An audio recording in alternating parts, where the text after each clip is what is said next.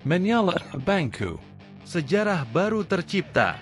Ikuti sesi latihan perdana Venezia jelang Serie A Italia 2024 hingga 2025. Jai Itzes ciptakan sejarah baru untuk timnas Indonesia.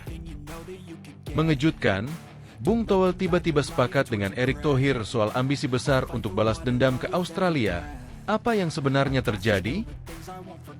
Berbeda dari negara ASEAN lain, Madam Pang PSSI-nya Thailand masih tak sudi akui timnas Indonesia sudah lampaui negaranya. Ini baru mantap. Inilah starting 11 mengerikan timnas Indonesia U19 di Piala AFF 2024. Di luar dugaan, ini prediksi mengejutkan mantan top skor Persebaya Surabaya Taisei Marukawa jelang putaran ketiga timnas Indonesia versus Jepang. Buka-bukaan, Sandy Walsh ungkap karakter timnas Indonesia, bongkar sosok pemarah di skuad Garuda. Siapa dia? Mengejutkan, ini kata Indra Syafri soal pengaruh Shin Tae-yong di timnas Indonesia, di luar dugaan bilang begini. Berikut informasi terlengkapnya. Tapi sebelum itu jangan lupa subscribe, agar kalian tidak ketinggalan informasi terbaru seputar timnas Indonesia setiap harinya.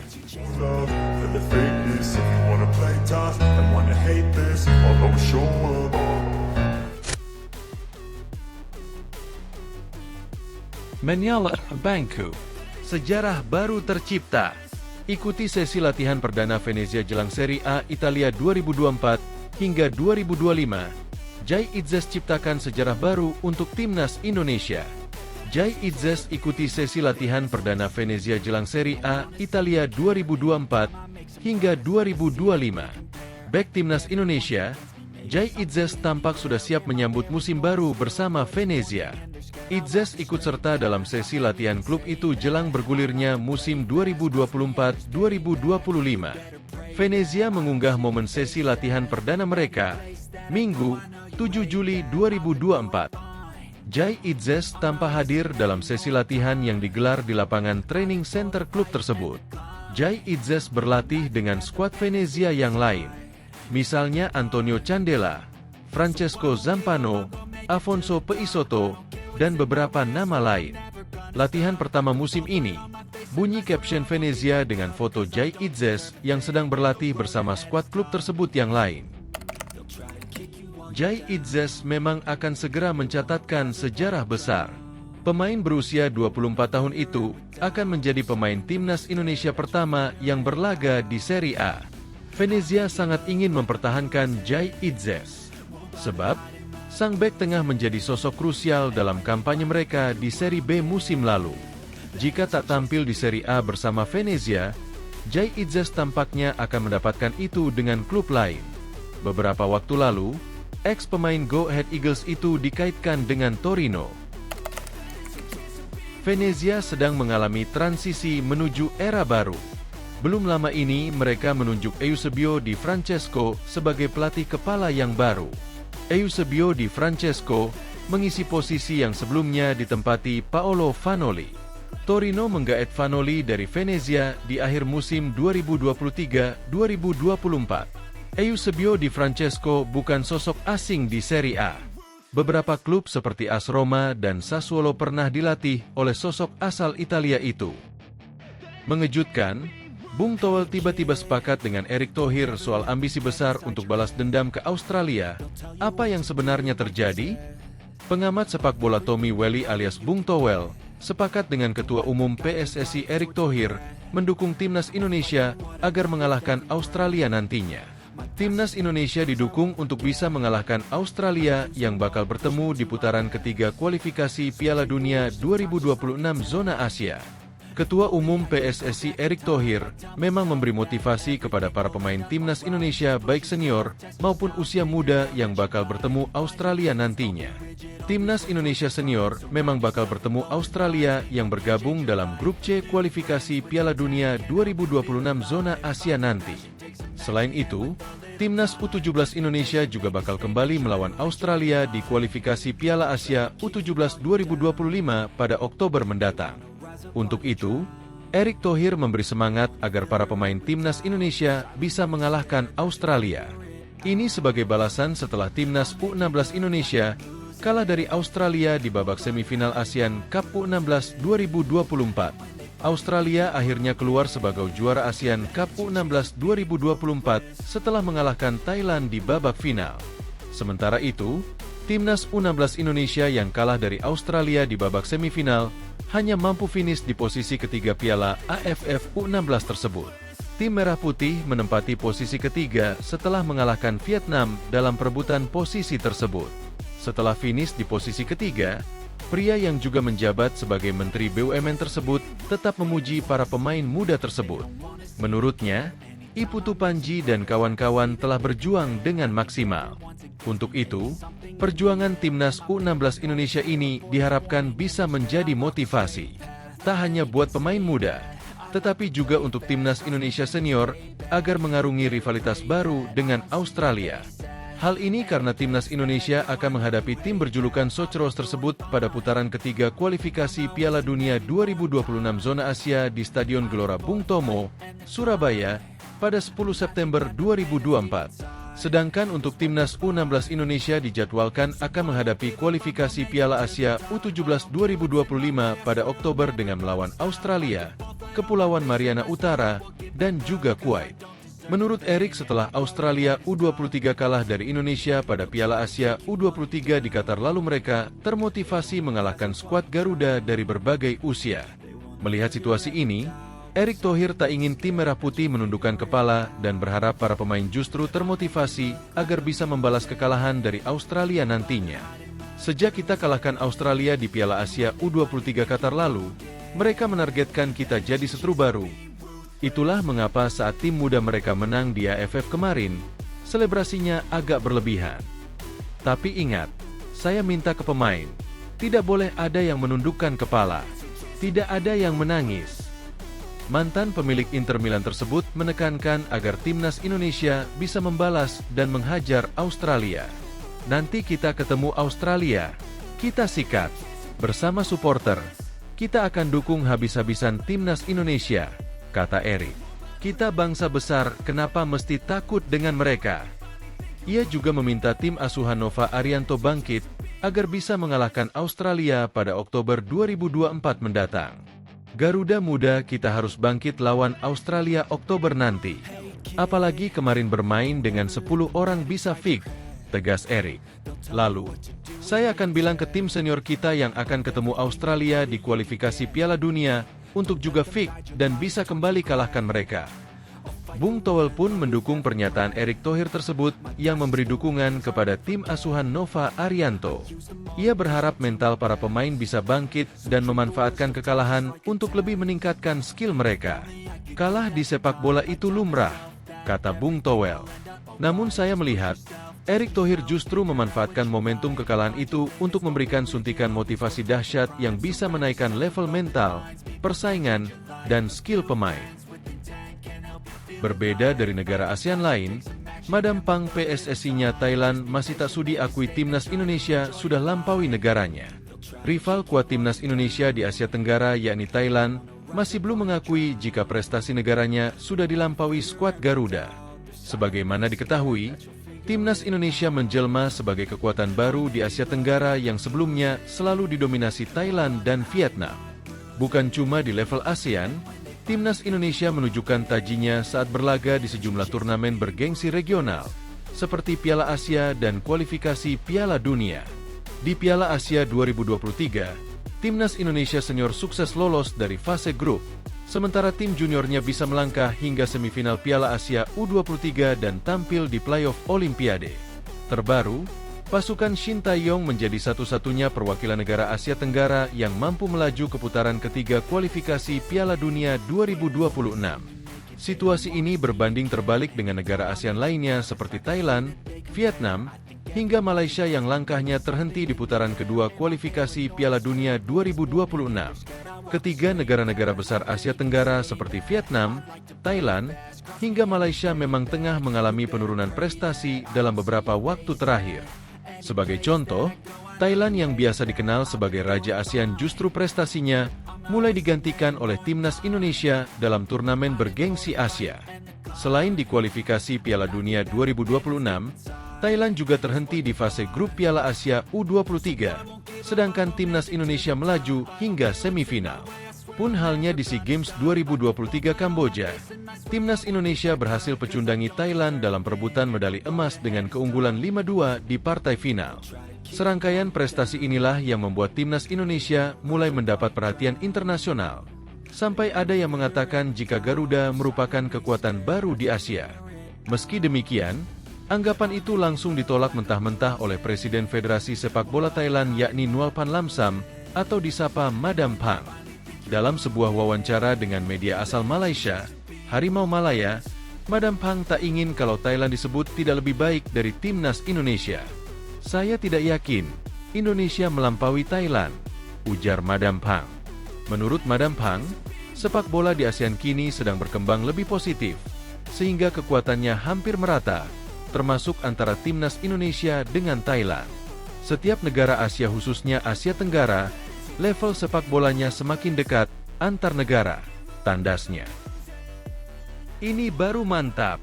Inilah starting 11 mengerikan timnas Indonesia U19 di Piala AFF 2024. Menjelang Piala AFF U19 2024, timnas Indonesia U19 kembali menjadi sorotan publik. Pasukan muda asuhan pelatih Indra Syafri ini sebelumnya mengalami kegagalan di turnamen Toulon Cup 2024 yang membuat banyak pihak meragukan kemampuan mereka dalam menghadapi turnamen yang akan datang. Namun, bukan berarti harapan harus hilang.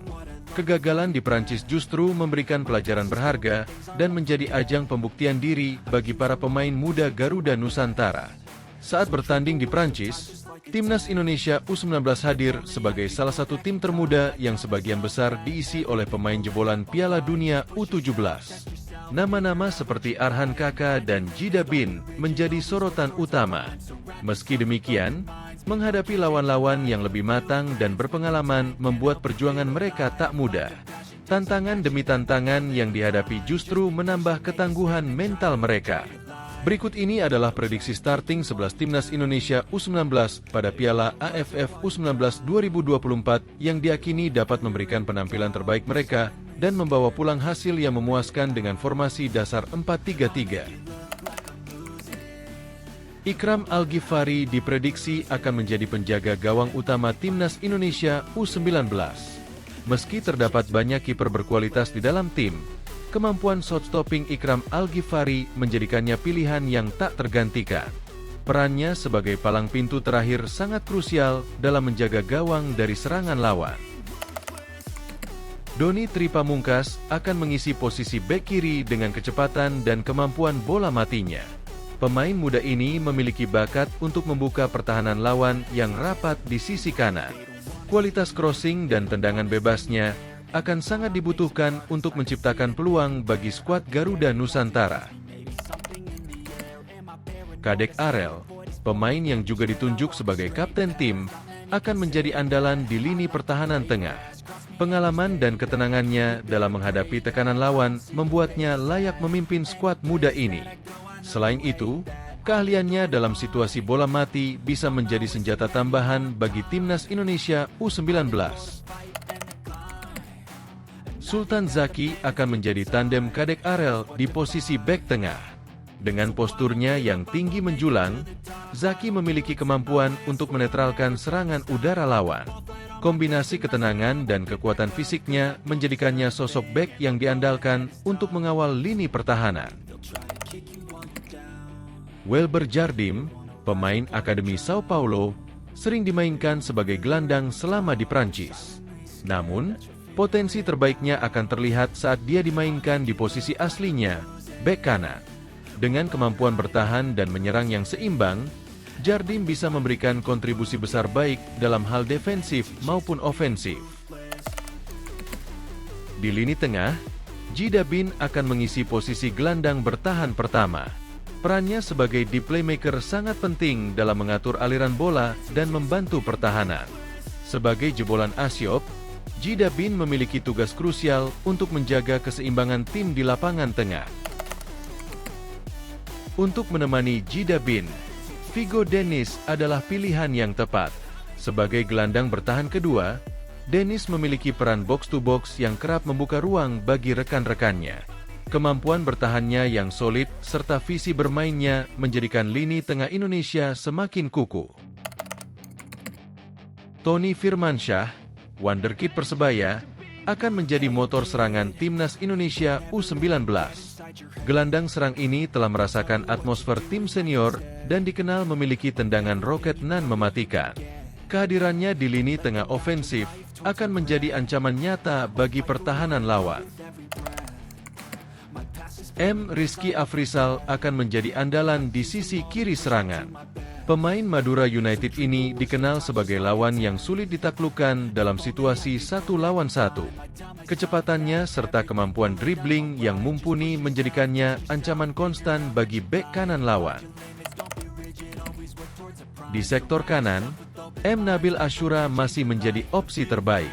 Dengan kelincahan dan kecepatan yang dimilikinya, pemain berusia 18 tahun ini mampu menarik perhatian 1 atau 2 lawan sekaligus, membuka ruang bagi rekan-rekannya untuk bergerak. Jens Raven, striker muda yang belum banyak mendapatkan kesempatan di Prancis, diprediksi akan menjadi ujung tombak serangan Timnas Indonesia U19. Piala AFF U19 akan menjadi panggung baginya untuk menunjukkan seluruh kemampuannya sebagai pencetak gol. Dengan formasi yang solid dan pemain-pemain muda berbakat, Timnas Indonesia U19 diharapkan mampu memberikan performa terbaik mereka di Piala AFF U19 2024. Kegagalan di Toulon Cup bukanlah akhir dari segalanya, melainkan awal dari perjuangan baru untuk meraih prestasi yang lebih gemilang. Dukungan dari seluruh masyarakat Indonesia akan menjadi motivasi tambahan bagi para pemain muda ini untuk berjuang keras dan mengharumkan nama bangsa di kancah internasional. Semoga para pemain muda ini dapat membuktikan bahwa mereka layak diperhitungkan di tingkat Asia Tenggara, bahkan dunia. Mari kita saksikan perjalanan mereka di Piala AFF U19 2024 dengan penuh semangat dan harapan. Di luar dugaan, ini prediksi mengejutkan mantan top skor Persebaya Surabaya Taisei Marukawa jelang putaran ketiga Timnas Indonesia versus Jepang. Taisei Marukawa, mantan top skor Persebaya Surabaya yang kini bermain untuk Dewa United, menghadapi dilema besar menjelang pertandingan antara Timnas Indonesia dan Timnas Jepang dalam putaran ketiga kualifikasi Piala Dunia 2026 zona Asia. Pemain berusia 27 tahun asal Jepang ini mencoba memberikan prediksi tentang laga yang akan mempertemukan kedua tim di grup C yang juga diisi oleh Australia, Arab Saudi, Bahrain, dan Tiongkok. Taisei Marukawa, yang telah bermain di Liga Indonesia sejak 2021, merasa sangat antusias untuk menyaksikan pertandingan ini. Saya akan senang melihat pertandingan Timnas Indonesia melawan Jepang nanti, ujarnya. Meski berasal dari Jepang, Marukawa memiliki hubungan emosional yang kuat dengan Indonesia setelah berkarir di negara ini selama 3 tahun terakhir. Pertandingan pertama antara Timnas Indonesia dan Jepang dalam grup C akan berlangsung pada 14 November 2024, di mana Indonesia akan menjadi tuan rumah. Sedangkan pertemuan kedua akan digelar di Jepang pada 10 Juni 2025 sebagai laga penutup fase grup. Mengingat sejarah pertemuan terakhir mereka di penyisihan grup Piala Asia 2023 di Qatar, di mana Jepang berhasil menang 3-1, Marukawa berharap hasil yang berbeda kali ini. Saya berharap skor berakhir imbang, tutur Marukawa sembari tertawa. Dia menyadari bahwa meskipun Jepang merupakan kekuatan besar dalam sepak bola Asia, Timnas Indonesia telah menunjukkan perkembangan pesat, terutama pada tahun ini. Marukawa memuji peningkatan kualitas skuad Garuda, yang kini diperkuat oleh beberapa pemain keturunan yang berkarir di Eropa seperti Jay Itzes, Kelvin Verdong, hingga Ragnar Oratmangoen. Dengan tambahan pemain-pemain berkualitas ini, Indonesia memiliki peluang untuk memberikan perlawanan sengit kepada Jepang. Dia berharap bisa datang langsung ke stadion untuk menyaksikan pertandingan tersebut. Ya, saya akan menonton. Saya berharap bisa datang ke stadion untuk melihat pertandingan Timnas Indonesia kontra Jepang, imbuhnya. Sebagai pemain yang telah merasakan atmosfer sepak bola Indonesia, Marukawa sangat optimistis tentang masa depan sepak bola di negara ini. Dia mengakui bahwa perkembangan sepak bola Indonesia sangat pesat, terutama tahun ini. Saya rasa perkembangan sepak bola Indonesia sangat pesat. Saya berharap timnas Indonesia bisa lolos dari kualifikasi Piala Dunia 2026, ucapnya. Marukawa yang cukup dalam memahami kedua budaya sepak bola, baik Jepang maupun Indonesia, menunjukkan adanya kesamaan dalam semangat juang dan dedikasi para pemain. Dia percaya bahwa dengan kerja keras dan persiapan yang tepat, timnas Indonesia bisa mengimbangi permainan Jepang. Marukawa juga melihat adanya dukungan penuh dari supporter Indonesia sebagai salah satu faktor kunci yang dapat membantu timnas Indonesia meraih hasil positif. Atmosfer pertandingan di Indonesia yang penuh dengan semangat dan dukungan dari para penggemar sepak bola akan menjadi keuntungan tersendiri bagi skuad asuhan Shin Tae-yong. Dukungan supporter yang militan dan penuh semangat ini dapat memberikan motivasi tambahan bagi para pemain untuk tampil maksimal di lapangan. Sebagai mantan pemain Persebaya Surabaya dan PSIS Semarang, Marukawa memiliki pengalaman bermain di hadapan supporter yang fanatik dan penuh semangat. Dia percaya bahwa dukungan semacam itu akan sangat membantu timnas Indonesia dalam menghadapi tim-tim kuat di grup C. Di sisi lain, persiapan yang matang dan strategi yang tepat dari pelatih Shin Tae-yong akan menjadi faktor penentu dalam pertandingan ini. Marukawa berharap timnas Indonesia bisa memanfaatkan waktu yang ada untuk mempersiapkan diri sebaik mungkin. Dengan semangat juang yang tinggi dan dukungan penuh dari supporter, timnas Indonesia memiliki peluang untuk meraih hasil positif dalam pertandingan melawan Jepang.